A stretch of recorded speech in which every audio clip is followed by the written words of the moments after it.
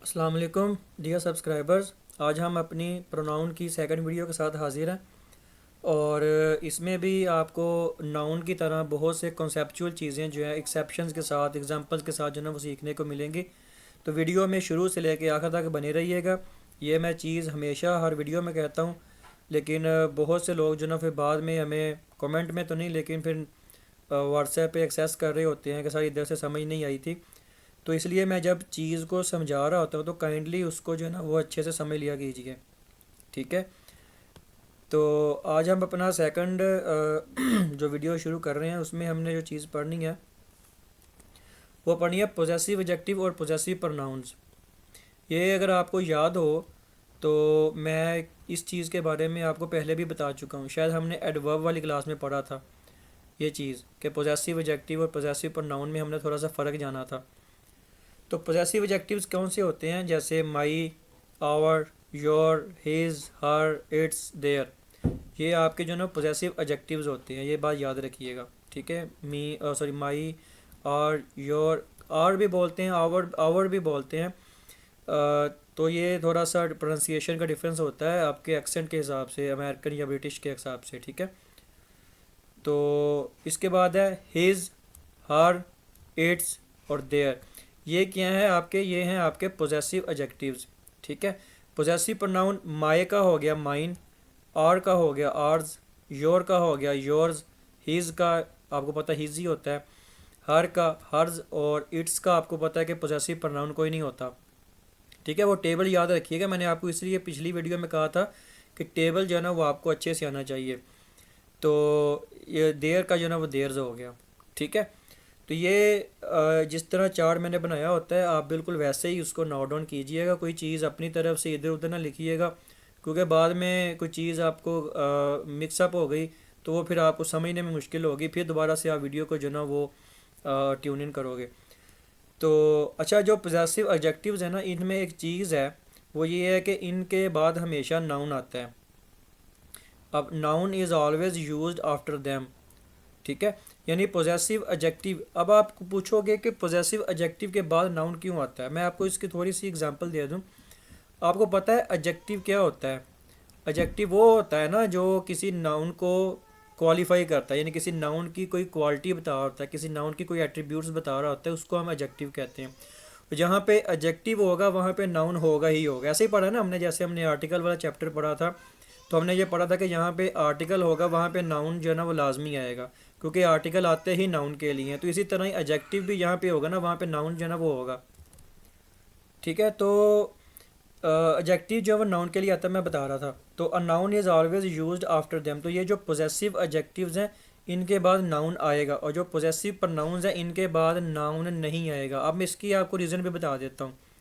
सभी चीज़ें लॉजिकल वे में समझेंगे ताकि आप लोगों को, आप लोगों के माइंड में, आप लोगों के जहन में ऐसे बैठ जाए कि निकले ना।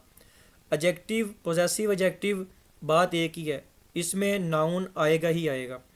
Possessive pronouns. ठीक है। तो क्योंकि ये ऑलरेडी प्रोनाउन की बात कर रहा, तो प्रोनाउन किसकी जगह पे आता है? नाउन की जगह पे आता है। ऐसे ही होता है ना, हमने ये पढ़ा है। तो यहाँ पे जो माइन है ना, जैसे ये मिसाल के तौर पे मैं आपको एग्जांपल दूँ, जैसे कि मैंने कहा my car, it is my car. अब यहाँ पे माई क्या है? माई जो है ना वो पोजेसिव एडजेक्टिव यानी एडजेक्टिव है, और कार उसको क्वालिफाई, सॉरी कार जो नाउन है और माई उसका फिर एडजेक्टिव बन गया। ये वही एग्जांपल ले लें जो मैंने आपको एग्जांपल दी थी, अ गर्ल, फिर a beautiful girl, a very beautiful girl. तो वो एडवर्ब वाले मैंने चैप्टर में आपको एग्जांपल दी थी ना। तो उसमें क्या था कि ए जो है ना वो आर्टिकल है, ए किसके लिए आया? गर्ल के लिए। तो गर्ल क्या है? ब्यूटीफुल है। ब्यूटीफुल क्या है? आपका एडजेक्टिव हो गया। तो इसी तरह ही पोजेसिव एडजेक्टिव वाला भी केस है कि a noun is always use after them, कि इनमें जो है ना वो हमेशा नाउन आएगा ही आएगा। जैसे माई कार, माई अब एडजेक्टिव बन गया, कार उसका नाउन है। तो अब लेकिन इधर आप देखें, इधर माइन लिखा हुआ है, मैंने कहा दिस कार इज़ माइन, लेकिन फिर ये गलत बन जाएगा क्योंकि कार भी आप कह रहे हो। अब यहाँ पे जो माइन है ना, ये माई और नाउन दोनों का मिक्सचर बन गया।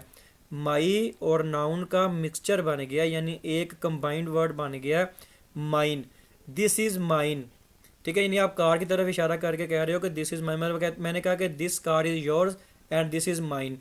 ठीक है। अब मैंने जब कहा कि दिस इज़ माइन, तो माइन का मतलब माइन में ही कार भी जो है ना वो आ गई कि दिस कार इज़ माइन। ठीक है। अब वो माइन फिर वो बोलने में ठीक है, एक चीज़ बोलने में और होती है, लेकिन लिखने में फिर वो ग्रामेटिकली गलत हो जाएगी। ठीक है। तो इस तरह जो पोजेसिव प्रोनाउंस होते हैं ना, ये जो आपके जितने भी पोजेसिव प्रोनाउंस हैं, इनमें याद रखिएगा कभी भी नाउन नहीं आएगा, क्योंकि ये जब माइन बन गया या आर्स बन गया, योर्स बन गया, हिज, हर्स, देयर्स, तो ये ऑलरेडी अपने अंदर नाउन को ले के आए हुए हैं, क्योंकि ये प्रोनाउन है। तो प्रोनाउन जो है ना वो आपको पता नाउन की जगह पे आता है। समझ आ रही मेरी बात? इधर मैंने आपको लॉजिक दी एडजेक्टिव की, इसलिए उसके बाद नाउन आएगा। इधर मैंने आपको लॉजिक दी कि प्रनाउन है, तो प्रनाउन क्योंकि नाउन की जगह पे ही आता है, तो ये उसका एक कंबाइंड वर्ड बन जाएगा। जैसे मिसाल के तौर पे मैंने कहा आर और नाउन, तो ये आर्स बन गया। ठीक है। इस तरह योर और नाउन उसका बन गया योर्स। जैसे मैंने कहा था योर हाउस। ठीक है। अब योर हाउस अगर मैं कहूँगा ना, तो फिर हाउस क्या है, नाउन है, तो योर उसका एडजेक्टिव बन गया। ऐसे मैंने कहा आर फ्लैट। ठीक है। या आर होम भी कह लें, आर फ्लैट कह लें, कोई भी कह लें। तो अब फ्लैट क्या है, नाउन है। अब यहाँ पे रूम भी होता फिर भी नाउन था, अब यहाँ पे होम भी होता फिर भी नाउन था। आप योर हाउस की जगह पे आर हाउस भी कह लो, हाउस भी क्या फिर बन गया नाउन, तो ये उसका क्या फिर एडजेक्टिव बन गया। लेकिन इधर जो है ना वो ये देखें आर प्लस नाउन यानी फ्लैट था, तो इसको जब हमने कंबाइन किया यानी पोजेसिव प्रोनाउन में लेके तो ये आर्स बन गया। एग्जाम्पल्स में आपको समझ आएगी आगे जाके, एग्जाम्पल्स में ना इसको देखते हैं। ठीक है। तो आई होप सो यहाँ तक आपको जो है ना वो समझ आ गई होगी इस चीज़ की। इसको मज़ीद आगे एग्जाम्पल के साथ समझेंगे फिर आपको अच्छे समझ आ जाएगी। जैसे ये देखें, मैंने कहा your car is here and mine car is there. अब मुझे बताओ कि यहाँ पे गलत क्या है। योर कार में अब ये देखें योर क्या है और कार क्या है, इज़ हेयर, एंड मैंने कहा माइन कार इज़ देयर। अब यहाँ पे माइन जो है ना वो गलत हो गया, क्यों? क्योंकि योर जो था वो एडजेक्टिव बन गया इसका यानी कार का। कार क्या थी, नाउन। इज़ हेयर वो तो ठीक हो गया। एंड माई कार, अब यहाँ तो आप ऐसे करो कि माई, माइन को हटा के इधर लिखो माई। ठीक है। और शिट, ठीक है, माई कार लिख दो कि your car is here and my car is there. तो ये फिर क्योंकि बार बार कार यानी वो एक नाउन जो है ना वो रिपीट हो रहा था, हमने तो प्रनाउन पढ़ रहे हैं ना, तो प्रनाउन में हमने ये चीज़ पढ़नी है कि हमने एक प्रनाउन नाउन को जो है ना वो किस प्रनाउन के साथ जो है ना वो रिमूव करना है, रिप्लेस करना है उसको। तो इसलिए फिर हम इधर से इसको करेंगे your car is here and mine is there. अब यहाँ पे माइन जो है ना वो ऑलरेडी अपने अंदर माई कार की ही सेंस रख रहा है, जो मैंने अभी आपको पीछे बताया है। ठीक है। जैसे मैंने कहा this is my house and where is yours house. अब यहाँ पे देखें दिस इज़ माई हाउस। ठीक है। अब माई आपका क्या है, माई आपका जो ना वो पीछे जो मैंने अभी आपको पढ़ाया पोजेसिव एडजेक्टिव में आता है। तो इसी तरह ही आपका हाउस है। ठीक है। And where is yours house. अब यहाँ पे योर्स जो है ना वो ऑलरेडी अपने अंदर ये हाउस यानी नाउन की जो है ना वो सेंस रख रहा है अपने अंदर, जो है ना वो ऑलरेडी इसकी सेंस रख रहा है, इसलिए हम इसके बाद हाउस नहीं लगाएंगे। हम ऐसा कर सकते थे कि this is my house and where is your house, your house कर सकते थे। ठीक है। लेकिन फिर बाद में बात तो वही आ गई ना, फंडा तो वही फिर पड़ जाता है ना कि एक नाउन को हम बार बार एक सेंटेंस में रिपीट नहीं कर सकते, बहुत ऑकवर्ड लगता है, बहुत वियर्ड लगता है, ऑड लगता है। ठीक है। तो हमने नाउन को ही रिप्लेस करने के लिए प्रनाउन का जो है ना वो इस्तेमाल करना होता है। तो फिर हमारे प्रनाउन पढ़ने का तो कोई फ़ायदा ना हुआ कि अगर हमने इधर भी हाउस लगा देना और इधर भी हाउस लगा देना। तो इसलिए फिर हमने इधर जो योर्स लिखना है ना, तो ये योर्स जो है ना वो फिर हमें ऑलरेडी योर हाउस की सेंस दे देगा। ठीक है। यहाँ तक क्लियर है? अब देखें ours is a great country. अब मुझे बताओ इधर जो है ना वो फंडा पड़ेगा कि ours is a great country. अब पढ़ने वाला सुनने वाला देखेगा, कुछ नहीं कहना यार ये तो बहुत गलत बात है, ये तो गलत है। Ours is a great country. ठीक है। अब मैं पीछे लेके चलता हूँ आपको चार्ट पे दोबारा से। अब ये देखो ये आर्स है। ठीक है। आर्स है, आर जो है ना वो ऑलरेडी हमें पता है कि प्रनाउन पोजेसिव प्रनाउन में आता है। याद रखिएगा आर जो है ना वो पोजेसिव एडजेक्टिव है और पोजेसिव प्रनाउन में आर बन जाता है। हमें इधर जो मिल रहा है वो है कि ours is a great country. अब मुझे बताओ कि यहाँ पे क्या है, आर्स आएगा या आर आएगा? ठीक है। अब यार बात है अगर आर आएगा तो आर जो है ना वो प्लूरल है, तो प्लूरल के अकॉर्डिंग तो फिर इज नहीं आएगा। ठीक है। तो ये उन दोनों ऊपर वाले फंडों के मुताबिक जो है ना वो इसको आपने बताना है कि ours is a great country या आर गंट। ठीक है। क्योंकि देखो आर्स में और कंट्री में क्या फ़र्क है, कंट्री नाउन है। ठीक है। अब लेकिन ये इधर ऑलरेडी अपने अंदर जो ना वो एक सेंस रख रहा है आर कंट्री की, आर्स लिखा हुआ है ना, तो बात किसकी हो रही है, कंट्री की हो रही है। तो नाउन हमने उसी को रिकग्नाइज करना है ना। तो ये ऑलरेडी किसकी बात कर रहा है, कंट्री की बात कर रहा है। तो ours is a great country, अब ये कंट्री ऑलरेडी इसके अंदर है, तो फिर ये क्या बनेगा, ये मुझे बताना है आपने कमेंट करके। इस तरह ये नेक्स्ट वाला भी है कि mine is a new car, ठीक है। ये दो आपने बताने हैं मुझे, चाहे कमेंट करके बता दो, चाहे आप मुझे मतलब हमारे जो व्हाट्सएप के नंबर आ रहे होते हैं आपके पास, उधर हमें एक्सेस कर लो। मैं वैसे जल्द ही इंशाल्लाह इंग्लिश का जो ब्रॉडकास्ट चैनल है व्हाट्सएप को वो भी बनाऊंगा, तो मैं लिंक फिर उसका भी शेयर कर दूंगा उधर, फिर आप लोग ज्वाइन हो के तो जो भी डिस्कशन वगैरह होती है वो बंदा उधर देख लेता है। कोई इंग्लिश की जो भी लेसनिंग होती है या लिंक्स होते हैं वो उधर पर बंदा शेयर कर देता है ईज़िली, फिर सबको जो है ना वो कम्युनिकेट हो जाता है, ठीक है। मोस्टली लोग टेलीग्राम यूज़ करते हैं, लेकिन मसला ये है कि पाकिस्तान में टेलीग्राम जो है ना वो वीपीएन के बगैर चलता नहीं है ठीक से। तो उसके बाद फिर लोडिंग्स में भी इसका काफ़ी इशू आता है, क्योंकि मैं एक दो बार क्लासेस दे चुका हूँ टेलीग्राम पे, तो उसका यही प्रॉब्लम था कि कभी हमारी तरफ से लोडिंग जल्दी नहीं हो रही थी, कभी आगे पढ़ने वाला जो वो मोबाइल डेटा पे होता है तो उसकी तरफ से लोडिंग, तो वो बड़ा मसला बनता है। इसलिए यूट्यूब का जो ना प्लेटफॉर्म बहुत इजी वे में आप सबको जो ना डिलीवर कर देता है अपनी चीज़ें। अच्छा जी, नेक्स्ट है हमारे पास as than and the case, ठीक है। नेक्स्ट हमारी जो कैटेगरी है वो है as than and the case. We will learn when we use subjective case and when objective case if there appears as than before us, यानी अगर हमारे सामने एज दैन की कैटेगरी आती है कोई, एज दैन होता है ना, दैन यानी कोई कंपैरेटिव चीज़, कंपैरिजन के लिए हम यूज़ कर रहे होते हैं, तो इस तरह की कोई बात हो रही होती है, तो हम अब इसमें ये लर्न करेंगे कि कहाँ पे हमने सब्जेक्टिव केस रखना है और कहाँ पे हमने ऑब्जेक्टिव केस रखना है। सब्जेक्टिव और ऑब्जेक्टिव केस में आपको बता दूं फिर से, ये हमारा जो चार्ट था ये था सब्जेक्टिव वाला ऑब्जेक्टिव वाला, ये सब्जेक्ट था यानी सब्जेक्टिव वाला, और ये उसका ऑब्जेक्ट था। तो आज हम जो पढ़े थे अभी पीछे हमने जो पढ़ा वो पढ़ा था पोजेसिव एडजेक्टिव और पोजेसिव प्रोनाउन, यही पढ़ा है ना अभी हमने, ठीक है। तो ये इस के अंदर ना हमने देखना है कि कहाँ पे जो है ना वो हम सब्जेक्टिव केस लगाएंगे और कहाँ पे हम ऑब्जेक्टिव केस लगाएंगे, यहाँ पे एज दैन का इस्तेमाल हमारे सामने आ जाएगा, ठीक है। चलो जी, एज नेक्स्ट हमारा है as and than are used for the purpose of comparison, ठीक है। वो तो तकरीबन सभी को पता होगा कि कंपैरिजन करने के लिए दो चीज़ों के दरमियान, दो पर्सनस के दरमियान, तो ये एज एंड दैन जो है ना वो यूज़ होता है। चलें जी आगे बढ़ते हैं। अच्छा, नोट ये ना वो नोट कर लें, नोट फरमा लें। Comparison always takes place between two equal things, याद रखिएगा कभी भी दो गैर मुतवाज़ी चीज़ों का कंपैरिजन नहीं होता, दो मुतवाज़ी चीज़ों का ही कंपैरिजन होता है। इक्वल थिंग्स का मतलब मुतवाज़ी चीज़ें हैं, ठीक है। यानी कंपैरिजन जो है ना वो तकाबली जायज़ा किसको कह लें या किसी का मुवाजना कह लें, वो हमेशा दो बराबर की चीज़ों के दरमियान होता है। आप यूं ही समझ लें कि एक अभी कल की क्रिकेट टीम हो, ठीक है, गली की क्रिकेट टीम आए और आपके वो आपको कि जी हम तो पिछले 10 साल से खेल रहे हैं, तो ये कोई कंपैरिजन तो ना हुआ ना आपका उसके, ठीक है। कंपैरिजन तो तब हुआ है ना कि जब पाकिस्तान की टीम जो है ना वो आपके मुकाबले की है, आपके बराबर की है, बॉलिंग में, फील्डिंग में, बैटिंग में, और सामने ऑस्ट्रेलिया, तो ये होता है जिसको हम कहते हैं कांटेदार मुकाबला। भी ये बड़ा कंपैरिजन चल रहा है सबका। ये इस तरह की चीज़ें होती हैं कि जहाँ पे दो इक्वल चीज़ें हों, कभी भी अनइक्वल चीज़ों के दरमियान कंपैरिजन नहीं हो सकता। जैसे मैंने कहा she is as tall as me, अब ये चीज़ गलत है या सही है, मैंने उसके सामने ऑलरेडी लगा दिया ये गलत है। ये हो गया she is as tall as I, ठीक है। पढ़ेंगे पढ़ेंगे, आपके माइंड में सवाल आ रहा है कि ये मी क्यों नहीं है और आई क्यों है, पढ़ेंगे।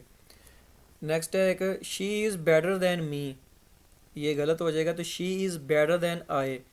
हमने ये चीज़ याद रखिएगा, मैंने अभी जो आपको बताई है, हमने जो पढ़ना है ना वो पढ़ना है कि जब हमारे सामने एज और दैन आ जाए तो फिर हमने सीखना है कि कहाँ पे हमने सब्जेक्टिव केस लगाना है, कहाँ पे हमने ऑब्जेक्टिव केस लगाना है। ये हमारा मोटो है इसमें, इस वाली कैटेगरी में, ठीक है। तो इसको माइंड में रखिएगा कि कहाँ पे हमने, जब हमारे सामने एज और दैन आ जाए तो कहाँ पे हमने, ये देखिए इस वाले में एज था, इस वाले में दैन है। अब ये मी जो है ये आपको पता है ऑब्जेक्टिव केस है, आई जो है वो सब्जेक्टिव केस है, और इधर भी मी ऑब्जेक्टिव है और आई सब्जेक्टिव केस है। वो चार्ट भी याद रखना है, ये प्रोनाउन चार्ट के बगैर आपको नहीं जल्दी से समझ आएंगे, चार्ट की आपको ज़रूरत पड़ेगी, हर जगह पे पड़ेगी, ठीक है। तो नेक्स्ट देखें। अच्छा, the she appears taller but she is just an inch taller than me. The, अगरचे शी अपीयर्स टॉलर, टॉल की सेकंड कैटेगरी है टॉल, टॉलर, टॉलेस्ट, ठीक है। तो but she is just an inch taller than मी, तो वो कहता है कि अगरचे वो दिखने में, अपीयर्स का मतलब अब यहाँ पे दिखने में आएगा कि वो मतलब दिखने में ऐसा लगता ही है कि जैसे बहुत बड़ी है यानी लंबी है, लेकिन मुझसे जस्ट वो सिर्फ एक आध इंच की मतलब जो ना उसका फ़र्क है, उसकी जो लंबाई है ना उसकी, मतलब कद की, कद काट की लंबाई की बात कर रहा हूँ कि वो जस्ट एक आध इंच की जो ना वो फ़र्क है बस। अच्छा, अब मुझे बताओ, the she appears taller but she is just an inch taller than me. Next है, no other typist in this office as slow as her. अब यहाँ पे ये दो एग्जांपल्स मैंने ऊपर आपको दी हैं। तो अब यहाँ पे मैंने आपको पीछे एक चीज़ भी बता दी, ये वाली जो, ठीक है, कंपैरिजन जो है ना वो हमेशा दो इक्वल चीज़ों का होता है, दो कभी भी अनइक्वल चीज़ों का दरमियान कंपैरिजन नहीं कर सकते हम। अब she is as tall as me, तो इधर जो देखें एक कंपैरिजन और बराबर की चीज़ का हो रहा है ना, ठीक है। तो इधर she is better than me, तो मी नहीं आएगा, आई आएगा, तो ये आए का सब्जेक्टिव केस आया, इधर भी सब्जेक्टिव केस ही आया। अब इधर देखें, द शी अपीयर्स टॉलर, अगरचे वो दिखने में टॉलर है, दिखने में टॉलर है, ठीक है, यानी है नहीं लेकिन दिखने में टॉलर। तो अब इधर कंपैरिजन मुझे बताएं कि दो इक्वल चीज़ों का है, तो इधर क्या आएगा, the she appears taller but she is just an inch taller than I आएगा या मी ही रहेगा, ठीक है।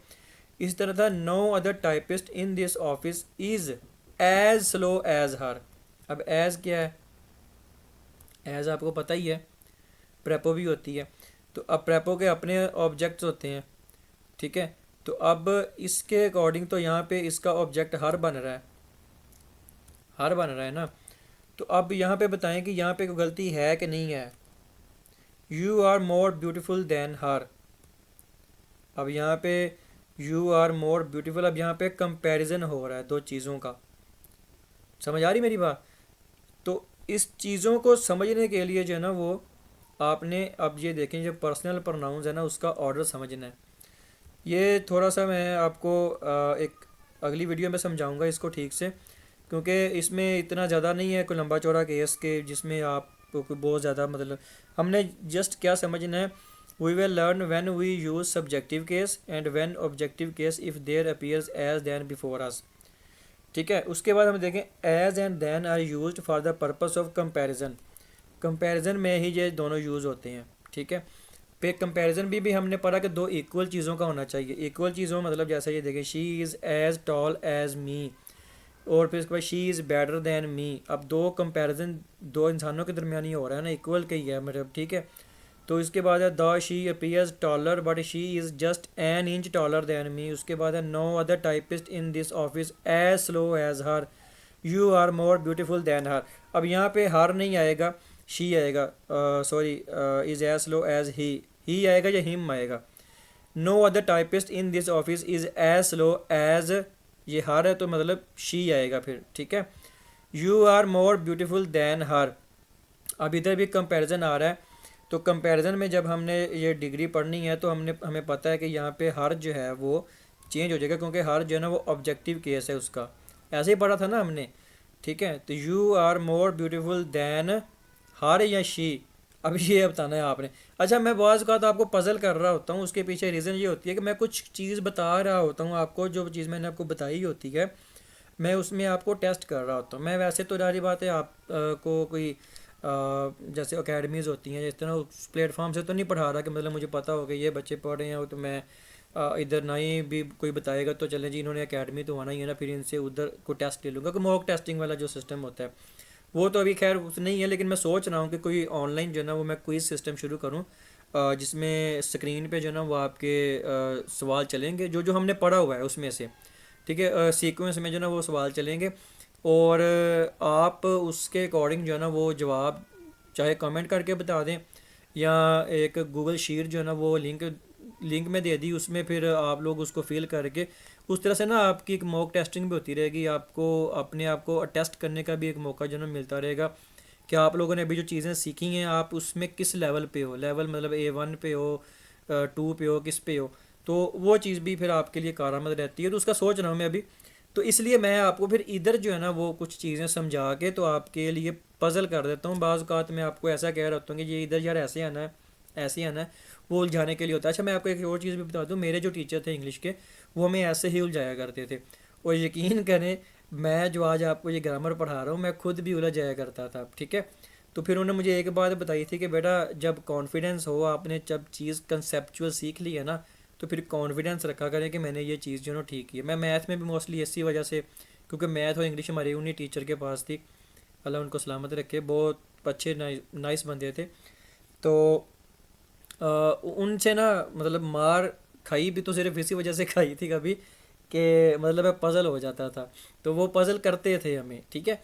उस वक़्त की उन्होंने की जो बात है ना, जो मैट्रिक इंटर में हमने आज से कुछ 10 साल पहले सीखी हुई थी, वही चीज़ें अब मैं इधर जो ना अप्लाई कर रहा होता हूँ कि जब मैं फ़िज़िकली भी पढ़ा रहा होता हूँ कि अकेडमी में, या मैंने जब एम इंग्लिश पढ़ा रहा था उसमें भी मोस्टली चीज़ें मैं इसीलिए पज़ल कर देता था कि मतलब मैं एक चीज़ बता भी रहा हूँ, उस चीज़ को जो ना वो डिनाई भी नहीं कर रहा और पूरी तरह से उसको हाँ भी नहीं कर रहा। तो ये चीज़ पज़ल करती थी, ताकि इसका मकसद ये होता है कि आप लोग उस कॉन्सेप्ट को जो है ना उसके अंदर घुस जाओ, उसके अंदर जो ना वो आप पूरी तरह से इन्हें हमाक से उसको जो ना वो पढ़ो, ताकि आपको उसकी एक एक चीज़ का पता रहे। बहुत से कॉन्सेप्ट इजी होते हैं, जैसे नाउन के हमने पढ़े थे, वो तो सिंपल सी चीज़ें एक बार देखी बंदे को पता चल जाती हैं, लेकिन कुछ चीज़ों में फिर मैं पज़ल इसलिए कर रहा हूँ ताकि आप लोग उसको समझ सको। अच्छा सॉरी डियर सब्सक्राइबर्स, ज़रा एक कॉल आ गई थी तो मुझे अर्जेंटली ज़रा स्कूल जाना पड़ा, तो इस वजह से मुझे वीडियो जो है वो दरमियान से पॉज करनी पड़ी, रोकनी पड़ी, ठीक है। अच्छा हम बात कर रहे थे ऑर्डर्स ऑफ पर्सनल प्रोनाउन वाली चीज़ से, इधर से, ठीक है। अब इसमें जो मैं चीज़ बताने जा रहा था वो ये था कि पर्सनल प्रोनाउंस के जो ऑर्डर्स हैं ना वो कौन कौन से होते हैं। इसमें पहला होता है जनरल ऑर्डर। जनरल ऑर्डर क्या है कि ये 2+3+1 है, कि 2 मतलब सेकंड पर्सन पहले, फिर थर्ड पर्सन, फिर फर्स्ट पर्सन, ठीक है। और दूसरा जो है वो होता है वाइल कन्फेसिंग या एक्सेप्टिंग मिस्टेक्स। इसमें जो स्ट्रक्चर चलता है वो होता है 1, 2, 3 का, यानी पहले फर्स्ट पर्सन, फिर सेकंड पर्सन, फिर थर्ड पर्सन, ठीक है। तो ये इस तरह से चलता है। ये जनरल ऑर्डर जो है ना, इसकी मैं आपको एग्जांपल इस तरह से दे दूं कि वैसे अगर हम उर्दू में बात करें या मोस्टली हम हिंदी में भी अगर बात करें, तो उसमें हम कुछ मतलब जो है ना वो तफरीक कर सकते हैं। मतलब मैं कहता हूँ कि मैं, तुम और वो पार्टी पे जा रहे हैं, ठीक है, या मैं, तुम और वो पार्टी में जाएंगे, या इसको इस तरह भी कह सकता हूँ कि तुम, वो और मैं पार्टी पे जा रहे हैं। इस तरह से मतलब आप इसकी उर्दू में या हिंदी में तरतीब जो है ना वो चेंज कर सकते हो। लेकिन इंग्लिश में जो है ना वो जब आपने इसको मतलब ऐसी कोई बात करनी है ना, उसमें सबसे पहले आपने सेकंड पर्सन की बात करनी है। सेकंड पर्सन कौन सा है वो टेबल आपको याद होना चाहिए, इसलिए मैं बार बार रिपीट करता हूँ कि वो टेबल आपको याद होना चाहिए, ठीक है। और फिर उसके बाद हम थर्ड पर्सन की करते हैं, फिर हम फर्स्ट पर्सन की करते हैं। मतलब पहले हम करेंगे यू की, ठीक है, यू ही था ना सेकंड पर्सन। फर्स्ट पर्सन कौन से थे, आई हुई। सेकंड पर्सन कौन से थे, यू। और थर्ड पर्सन कौन सा था, ही, शी, इट और दे वाले। तो ये थर्ड पर्सन थे। तो इंग्लिश में जब हम इसका स्ट्रक्चर बनाएंगे उसमें हम ऐसे नहीं कहेंगे कि यू एंड ई इस तरह से, उसमें एक स्ट्रक्चर वाइज जो ना वो हमने चलना है, ठीक है। जनरल ऑर्डर तो ये दो है। एक जनरल ऑर्डर का मतलब होता है कि जनरल जो सेंटेंस होता है, ठीक है, जिसमें कोई भी इस तरह की बात ना हो। जैसे ये दूसरा जो है ना वो है कन्फेसिंग या एक्सेप्टिंग। कन्फेसिंग जो है ना वो कन्फेशन से निकला है। कन्फेशन कहते हैं किसी चीज़ के ऊपर आपकी अगर कोई गलती है, कोई मिस्टेक है, उसको कन्फेस कर लेना, मान लेना, ठीक है। मोस्टली कन्फेशन अपनी गलती की तस्लीमियत को जो ना वो कहते हैं कि आपने गलती की है उसको आप कन्फेस कर रहे हो, मान रहे हो कि हाँ मैंने ये किया है, ठीक है। तो इसमें जो ऑर्डर चलता है वो पहले फर्स्ट पर्सन, ठीक है, यानी आई हुई वाला, फिर सेकंड पर्सन, फिर थर्ड पर्सन। और सेकंड पर्सन कौन सा है, यू। थर्ड पर्सन कौन सा है वो आपको मैं अभी अभी बताए हैं, ठीक है। तो अब इन दोनों को मद्देनज़र रखते हुए आपने सेंटेंसेस को कंप्लीट करना है, जैसे ये नीचे आ रहे हैं। जैसे मिसाल तो मैंने कहा I you and he are going to the party. मैंने कहा मैं तुम और वो जो है ना वो पार्टी पे जा रहे हैं। अब वो जो एग्जांपल मैंने आपको दी थी उसको आपने मद्देनज़र रखना है।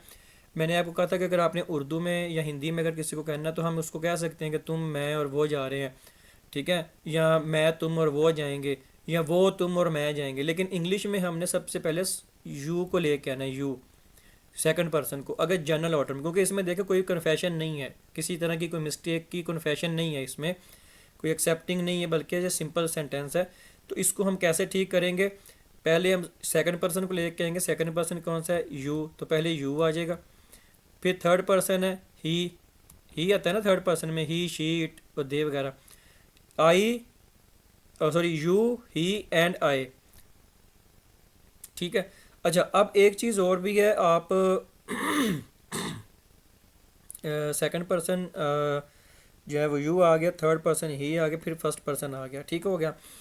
अच्छा, अब दूसरी जो कन्फ्यूजन आपको आएगी वो कहें आपको कि ये आर कहाँ से आ गया, ठीक है। हालांकि अगर मिसाल के तौर पे यू पहले आ रहा है, उसके बाद ही है, यू ही एंड आई, यानी तुम वो और मैं, ऐसे बनता है ना, यू यानी तुम एंड ही वो, एंड आई और मैं, are going to the party. अब बचा कहेगा कि आई के बाद तो एम लगता है, यू के बाद आर चलो मान लिया, ही के बाद इज लगता है। तो बच्चे ये जब हमने यू ही एंड आई करना है ना, तो ये प्लूरल बन जाना है। तो ये इस प्लूरल के लिए आर आया है, इस प्लूरल के लिए जो ना वो आर आया है, ठीक है। नेक्स्ट है I and you should go to the party. I and you should go to the party. अब इसमें आपने मुझे बताना है कि पहले हमने सबसे पहले हमने देखना है कि इसमें कोई कन्फेशन है, किसी मिस्टेक के ऊपर कोई कन्फेस कर रहा है, नहीं है, सिंपल सेंटेंस है, जनरल ऑर्डर में है। तो जनरल ऑर्डर में हमने पढ़ा है कि 2+3, लाजमी नहीं है कि तीनों ही हो। ये पर्सनल प्रोनाउंस के ऑर्डर्स हम तब पढ़ रहे हैं, मेरी बात सुनिएगा, याद रखिएगा, जब एक ही सेंटेंस में तीन तीन सब्जेक्ट जो है वाए हुए हों, यानी एक से ज़्यादा सब्जेक्ट हो या दो से ज़्यादा सब्जेक्ट हो ना, उस सूरत में हमने ये पर्सनल प्रोनाउन को जो है ना वो अप्लाई करना है, इसके इस ऑर्डर को मतलब जो है ना वो अप्लाई करना है कि अगर जनरल, और अगर हमने एक फ़िक्रा देखा, इस एक ही फ़िक्रे में जो है ना वो 3 सब्जेक्ट आए हुए हैं, तो हमने उसमें देखना है कि वो जनरल ऑर्डर में है, यानी उसमें किस तरह की कन्फेशन तो नहीं है। अगर कन्फेशन नहीं है तो फिर हमने उसकी, ये मोस्टली कंपेटिटिव एग्जामिनेशन के पॉइंट ऑफ व्यू से मैं आपको बता रहा हूँ, जो आपकी रिटन इंग्लिश में भी जो है ना वो काफ़ी क्रिएटिव राइटिंग में काफ़ी काम भी आएगी। तो 2 in 1 वाला जो है ना वो काम है कि एक वीडियो में आपको दो दो चीज़ें जो है ना वो सीखने को मिलेंगी। अच्छा, तो फिर आपने उसको देख लेना है। अगर जनरल ऑर्डर में होगा तो फिर पहले सेकंड पर्सन, फिर थर्ड पर्सन, फिर फर्स्ट पर्सन। और अगर कोई कन्फेशन है, फिर उसमें अगर कोई 3 सब्जेक्ट है तो उसके अकॉर्डिंग, लाजमी नहीं कि 3 ही हो, 2 भी हो सकते हैं। जैसे ये देखें, जो जनरल ऑर्डर है इसमें 2 हैं, आई एंड यू। यू, अब इसमें मुझे बताएं कि पहले क्या आएगा। सबसे पहले सारी बात है यू है, तो यू सेकंड पर्सन होता है, ठीक है। तो यू पहले आ जाएगा, फिर उसके बाद आई आ जाएगा, ठीक है। हालांकि आई फर्स्ट पर्सन है, लेकिन उसके बाद क्योंकि थर्ड का स्ट्रक्चर था तो थर्ड है ही कोई नहीं, ठीक है। तो जैसे ही इसमें थर्ड थे, 3 थे, तो you and I should go to the party, तुम्हें और मुझे जो ना वो पार्टी पे जाना चाहिए। अच्छा, नेक्स्ट है you and I R responsible for the loss. अब इधर भी देखें, you and I R responsible for the loss. अब इसमें कोई कन्फेशन आ रही है, कन्फेशन ही है ना, ये देखें, कन्फेस मतलब वो किसी चीज़ के ऊपर कन्फेस कर रहा है, को मान रहा है कि हाँ भी इस लॉस के पीछे इस नुकसान के पीछे जो ना वो तुम और मैं ही रिस्पॉन्सिबल हैं। अब इसका स्ट्रक्चर देखें, पहले नंबर पे ये देखें, फर्स्ट पर्सन यानी जो आई वी वाला होता है। अब इधर आ जाएगा आई यू की जगह पे, और यू आ जाएगा इसकी जगह पे। I and you are responsible for. अब आप कहोगे कि आई के बाद तो एम आता है, तो आई के बाद यू भी आ रहा है, तो यू के बाद आर। तो ये चीज़ें वही है जो मैंने इधर ऊपर समझाई हैं कि ये इस पूरे स्ट्रक्चर के लिए फिर आएगा, यू एंड आई यानी आई एंड यू के साथ। तो ये कन्फेशन वाला है, ठीक है। इस तरह नेक्स्ट देखें, अब ये 3 वाला आ गया, ये देखें, you she and I have stolen some money. अब ये भी कन्फेशन है। मैंने दो सेंटेंस लिए हैं ताकि बात लंबी भी ना हो और पूरी समझ भी आ जाए। तो यू शी एंड आई, अब इसकी तरतीब मुझे सही से करके बताएं कैसे होगी। सबसे पहले हमने देखना है कि जनरल ऑर्डर में नहीं, इधर I have stolen some money, मतलब कोई चीज़ ऐसी है जो चुराई है जिसका कन्फेशन हो रहा है, ठीक है। तो कन्फेशन हो रहा है तो उसका मतलब है कि ये वाला स्ट्रक्चर लगेगा 1 2 3 वाला। तो पहले फर्स्ट पर्सन आएगा, फर्स्ट पर्सन कौन सा है, आए, आए फर्स्ट पर्सन होता है ना। अब यहाँ पे याद रखिएगा आए और वही दोनों ही फर्स्ट पर्सन में आता है, आए उसका सिंगुलर और वही उसका प्लूरल, ठीक है। इसी तरह यू का मैंने आपको पढ़ाया था कि टेबल आपको याद हो कि वो सिंगुलर और प्लूरल दोनों में आता है, और थर्ड पर्सन में भी 3 सिंगुलर हैं यानी ही शी और इट, और फोर्थ जो है ना वो दे वाला जो है वो प्लूरल है, ठीक है। तो ये चीज़ें, ये टेबल आपको याद रहना चाहिए। फिर उसके इनके सब्जेक्टिव केस, ठीक है, ये जाहिर बात है ये सब्जेक्टिव केस ही है ना, जैसे ये आए है ये सब्जेक्टिव केस है। इसका ऑब्जेक्टिव केस कौन सा था, जो मी था, ऐसे ही था।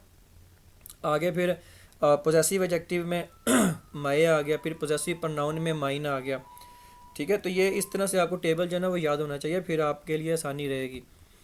तो अब इसको कैसे तरतीब देनी है, पहले नंबर पे हम आए लाएंगे यानी आए, फिर उसके बाद सेकंड पर्सन यू, आए यू एंड शी, ठीक है।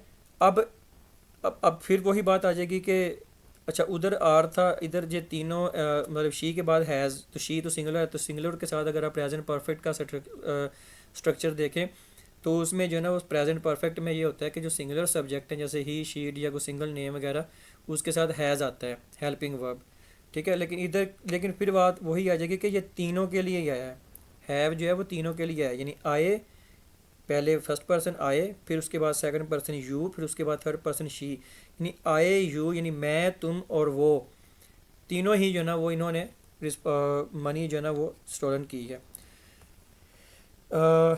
She distributed the money between me and you. अब इधर बताएं क्या है, इधर she distributed the money between me and you. अच्छा बिटवीन क्या है, बिटवीन प्रेपोजिशन है, प्रेपो के अपने ऑब्जेक्ट होते हैं, प्रेपो के क्या होते हैं, अपने ऑब्जेक्ट होते हैं। तो ये मी क्या है, उसका ऑब्जेक्ट है ना, आए का ऑब्जेक्ट ही है ना केस। तो यू जो है वो आपको पता है सब्जेक्ट में भी यानी सब्जेक्टिव में भी और ऑब्जेक्टिव में दोनों में ये सेम ही रहता है। अच्छा she distributed the money between मतलब मी एंड यू। तो मुझे बताएं कि ये जनरल ऑर्डर में है या कन्फेशन में है कहीं पे। तो ये जनरल ऑर्डर में है, जनरल ऑर्डर में तो सबसे पहले फिर सेकंड पर्सन आएगा, सेकंड पर्सन कौन सा होता है, यू होता है। She distributed the money between you and me, ठीक है, यू एंड मी या यू एंड आई। तो ये आपको पता है कि प्रेपोजिशन है, बिटवीन प्रेपो के बाद जो है वो आपको पता है प्रेपो के अपने ऑब्जेक्ट होते हैं, तो प्रेपो के अपने ऑब्जेक्ट जो है ना वो होंगे। तो ये मी जो है वो उसका ऑब्जेक्टिव केस ही है ना आए का। अगर आप उसका केस देखें, आए जो है वो उसमें सिंगुलर में आएगा तो सिंगुलर में उसका सब्जेक्ट जो है ना वो आए है, उसके बाद ऑब्जेक्ट उसका मी है, ऐसे ही है। पोजेसिव ऑब्जेक्टिव में माए, फिर उसके बाद पोजेसिव प्रोनाउन में माइन। तो ये इसका मतलब है कि ये ठीक है। तो she distributed the money between you and me आएगा, ठीक है, मी एंड यू नहीं आएगा। तो होप सो ये ऑर्डर्स ऑफ पर्सनल प्रोनाउन आपको अच्छे से समझ आ गए होंगे, ठीक है। चलो जी नेक्स्ट बढ़ते हैं। अब नेक्स्ट जो हमारी कैटेगरी पढ़ रहे हैं ना वो है डिस्ट्रीब्यूटिव प्रोनाउन।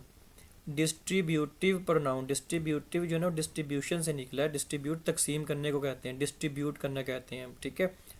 तो डिस्ट्रीब्यूटिव प्रोनाउन जो है ना ये 3 किस्म के हैं। पहले नंबर पे है ईच, ठीक है, ईच, ठीक है। तो ये किसके लिए यूज़ होता है, यूज्ड फॉर 2 और मोर देन 2 पर्सनस और थिंग्स, यानी 2 या 2 से ज़्यादा पर्सन या चीज़ों के दरमियान से निकालने के लिए, यानी किसी एक की बताने के लिए बात। जैसे मैं कहता हूँ कि each of the 10 students came late, यानी 10, अब देखें ना 2 और 2 मोर देन 2, अब ये 10 स्टूडेंट्स हैं तो ये मोर देन 2 हैं, ठीक है। तो उसमें से हर एक जो है ना, हर एक की बात कर रहा है वो, हर एक की बात कर रहा है वो कि वो लेट आया है। इसी तरह ही each of the 5 boys is going there.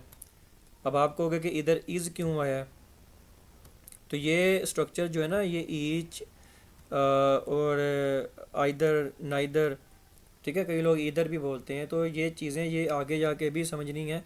Adjective का जो हमारा भी रहता है उसमें भी ये चीज़ें आएंगी, तो इसलिए अभी जिस जिस कॉन्सेप्ट के मुताबिक जिस चीज़ को जितना बताना ज़रूरी है मैं वही बताऊंगा, ताकि आप लोगों के लिए बर्डन भी ना बने और आसानी रहे।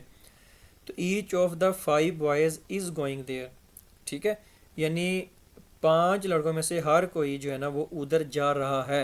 अब समझ आ गई मेरी बात। तो ईच जो है वो किसके लिए यूज़ होता है, टू और मोर देन टू पर्सन और थिंग्स, ये दो या दो से ज़्यादा में किसी एक की बात बताने के लिए। नेक्स्ट है either, one out of two. ठीक है, वन आउट ऑफ टू यानी दो में ये सॉरी ये सिर्फ दो के लिए यूज़ होता है। ये आइदर जो है ना ये हमेशा सिर्फ दो के लिए यूज़ होता है, यानी use for only two person और थिंग। जैसे मैंने कहा either of the two boys is intelligent, either of the two boys is intelligent, यानी दोनों लड़कों में से जो sorry use for only two person. ठीक है, तो either of the two boys is intelligent, तो there are two pens either is blue, यानी ये दो लड़के हैं, दो बच्चे हैं, इसमें से कोई एक जो है ना वो इंटेलिजेंट है, हमें नहीं पता, लेकिन कोई एक जो है ना वो इंटेलिजेंट है। ठीक है, यानी इसमें बात होगी ही दोनों की।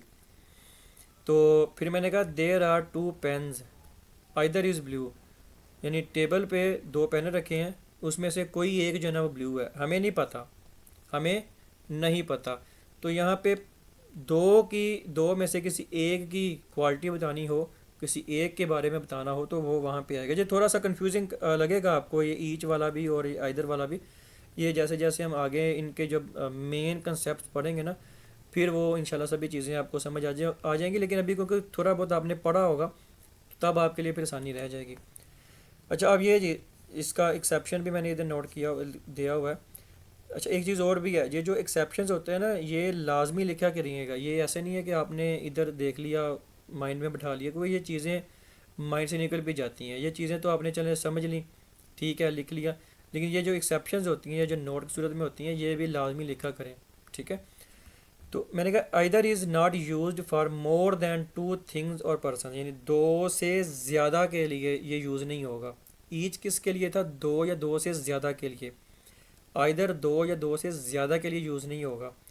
और एनी, अगर दो से ज़्यादा की बात करेंगे ना तो वहाँ पे फिर हम एनी या एनी वन की बात करेंगे। एक और चीज़ भी समझ लें, ये एनी वन दो तरह से लिखा जाता है, एक एनी और साथ ही जो है ना वन लिखा जाता है ऐसे। ठीक है, ये और मीनिंग देता है, ये एनी अलग और वन अलग लिखने से और मीनिंग होता है।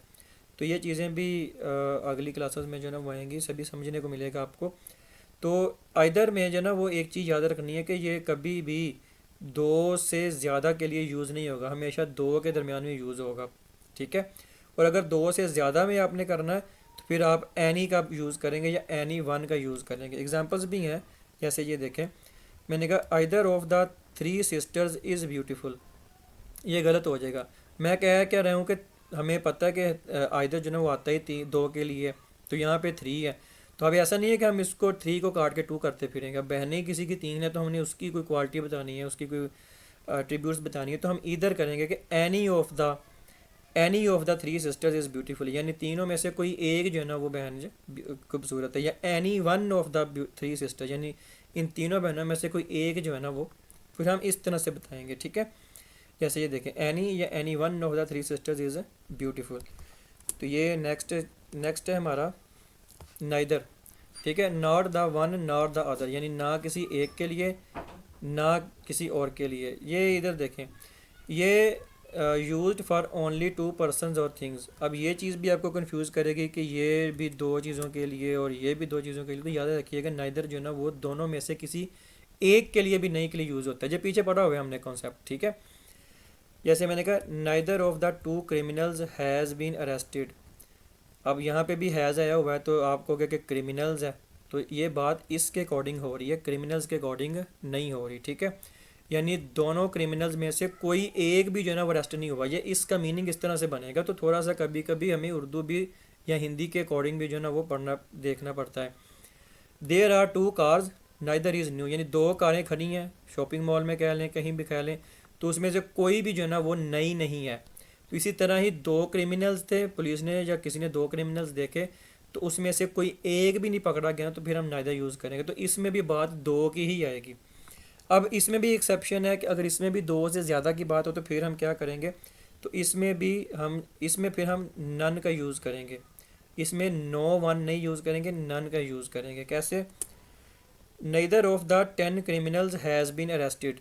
अब ये गलत हो गया क्योंकि 10 में से कोई भी क्रिमिनल जो है ना वो नहीं पकड़ा गया, ऐसा नहीं होगा। बल्कि हमें कुलिया पता है, हमें फार्मूला पता है कि नेदर जो है या नीदर जो है ये कभी भी अपने साथ दो से ज़्यादा की बात नहीं करेगा। और यहाँ पे ये लगा होगा, वहाँ पे हमें ये चीज़ का ध्यान रखना है कि अगर दो से ज़्यादा की बात कर रहा तो फिर उसके एक्सेप्शन जो है ना वो यूज़ होगी, जो कि नन की है। तो अगर हमने इधर 10 की है, 5 की है, 11 की है, 100 की भी है, तो फिर हम इसका मतलब जिसमें हम बात करेंगे कि इतने थे बंदे उसमें से कोई भी नहीं पकड़ा गया, तो फिर हम नन का यूज़ करेंगे, यानी none of the 10 criminals, 5 criminals, 11 criminal जो भी है हैज़ बीन अरेस्टेड। तो अब इसका मीनिंग क्या बनेगा कि 10 थे या 100 थे या 50 थे, उसमें से कोई भी क्रिमिनल नहीं पकड़ा गया, तो उसलिए उसके अकॉर्डिंग फिर यहाँ पे सिंगुलर सब्जेक्ट के हिसाब से यहाँ पे फिर हैज़ लगा है। ठीक है, तो आई होप सो ये कॉन्सेप्ट भी आपको समझ में आ गए होंगे। यहाँ तक जो है ना वो हमारे जो मेन कॉन्सेप्ट थे वो पूरे हो गए। नेक्स्ट मिसलेनियस आ रहे हैं, तो वो भी फिर इंशाल्लाह जो है ना वो हम अगली वीडियो में देखते हैं। तब तक के लिए बाय।